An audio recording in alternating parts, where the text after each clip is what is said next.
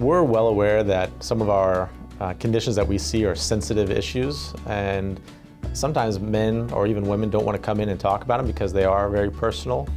Our goal is to create an environment where people can come in and express their concerns, and we can figure out what's going on to help them.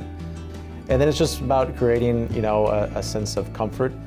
We sit down, we have a person-to-person conversation, and that's what it is. We're just people talking and trying to figure out what the issue is, and we're trying to help folks. My ideal patient really varies.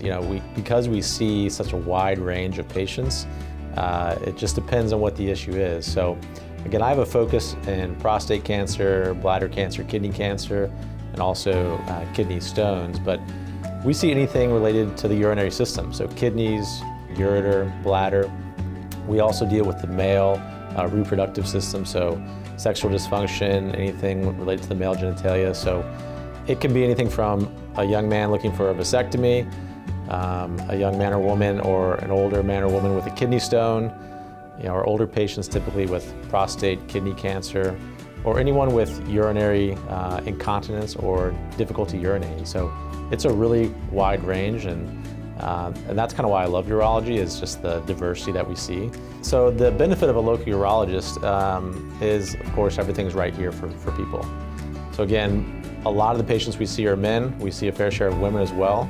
Men are notorious for not wanting to come into the physicians and get checked out. And I think a deterrent to that is traveling.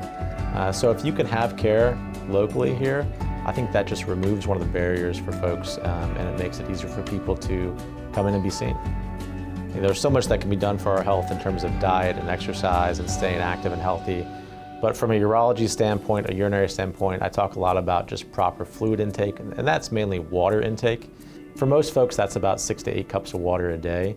Of course, you can have your sweet tea, your soda, your coffee, that's fine, but the majority of your intake should be water. We're really looking at managing all systems, and it's important that folks follow up with their primary care doctors as well for routine screening for these things too.